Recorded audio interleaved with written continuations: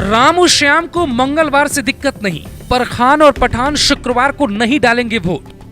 26 अप्रैल को है शुक्रवार। मुसलमानों ने लिखा चुनाव आयोग को खत, जुमे वाले दिन वोट नहीं डालेंगे सरकार। सुप्रीम कोर्ट के जज भी ऐसे मामले पर क्यों नहीं आते सामने, क्यों नहीं कहते देश सबसे पहले है।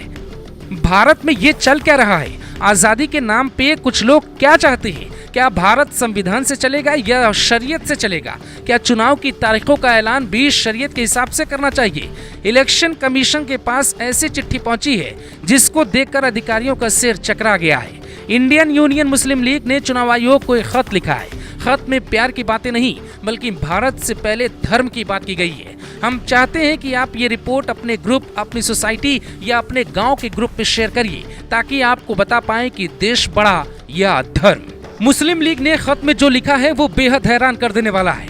शुक्रवार को नमाज पढ़ना यानी जुमे की नमाज जरूरी होती है, तो वोट कैसे डालेंगे? कहने का क्या मकसद है ये हम आपको समझाते हैं। उसके पहले दिखाते हैं चिट्ठी में क्या लिखा है। सेवा में मुख्य चुनाव आयुक्त दिल्ली, विषय 26 अप्रैल का चुनाव स्थगित कराने के संबंध में निवेदन इस प्रकार है कि केरल में शुक्रवार यानी 26 अप्रैल को चुनाव कराने से मतदाताओं, चुनाव अधिकारियों और मतदान एजेंटों को असुविधा होगी। शुक्रवार को जुमा है, इस दिन मस्जिदों में सब इकट्ठा होते हैं, इसीलिए इस दिन केरल और तमिलनाडु में चुनाव कराना बेहद मुश्किल होगा। चुनाव आयोग इस बात का ख्याल रखे और 26 अप्रैल को मतदान स्थगित कर दे।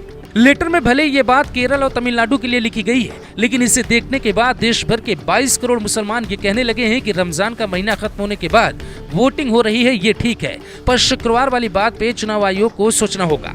लेकिन सवाल ये उठता है कि राम और श्याम भी अगर मंगलवार को चुनाव पे रोक लगाने की मांग करने लगे, ये कहने लगे कि साहब हम शनिवार को वोट नहीं डालेंगे क्योंकि इस दिन शुभ काम नहीं कर सकेंगे, तो 7 चरणों का चुनाव करवाने में तो 7 महीने लग जाएंगे। जब समाज के एक बड़े वर्ग को किसी भी दिन वोटिंग से कोई दिक्कत नहीं है, तो फिर देश के एक वर्ग को दिक्कत क्यों हो रही है? ये बात कहने पर कई लोग ये भी दावा कर रहे हैं कि चूंकि इस बार रामनवमी 17 अप्रैल को पड़ रही है और पहले चरण का चुनाव 19 अप्रैल को होना है, इसीलिए हिंदू कोई सवाल नहीं उठा रहे हैं क्योंकि चुनाव आयोग ने ऐसा शेड्यूल जारी कर पहले ही उनकी शिकायतें दूर कर दी है। पर रामनवमी की तुलना जुमे की नमाज से इसलिए भी ठीक नहीं की जा सकती क्योंकि रामनवमी साल में एक बार आता है और जुमे की नमाज हर हफ्ते पढ़ी जाती है। इसीलिए हमने इसे समझने की कोशिश की कि आखिर मुसलमानों के विरोध की वजह क्या है, तो पता चला कि इसके जरिए एक नया माहौल बनाने की कोशिश की जा रही है। एजेंडा ये है कि शरीयत से संविधान की तरफ इशारा किया जा रहा है। विपक्ष भाईजान को आगे कर ये बताना चाहता है कि हम इनकी लड़ाई लड़ रहे हैं और ये हमारे लिए एकजुट है। राहुल गांधी से लेके ममता बनर्जी और अरविंद केजरीवाल तक हो सकता है इसे लेके चुनाव आयोग पहुंच जाए। चुनाव आयोग इसकी तारीख बदलेगा, इसकी गुंजाइश बहुत कम दिखाई देती है क्योंकि पहले ही चुनाव में काफी देर हो चुकी है। साल 2019 में नरेंद्र मोदी ने 30 मई को प्रधानमंत्री पद की शपथ ली थी। इस हिसाब से 30 मई से पहले ही चुनाव का रिजल्ट घोषित होना था, लेकिन किसी कारणवश ऐसा नहीं हो पाया और इस बार 1 जून को 7वें चरण की वोटिंग है।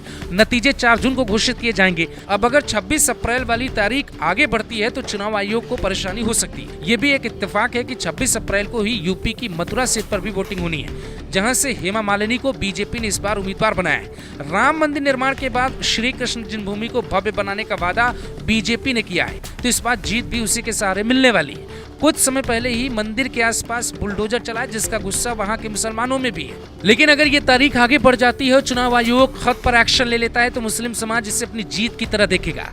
लेकिन सवाल ये है कि जब देश की बात आती है तो धर्म की बात कहां से आ जाती है, क्योंकि वोटिंग देश के लोकतंत्र का एक जरूरी हिस्सा है और जब लोकतंत्र का त्योहार है तो वो धर्म से बड़ा ही माना जाता है। Bureau report, global Bharat TV.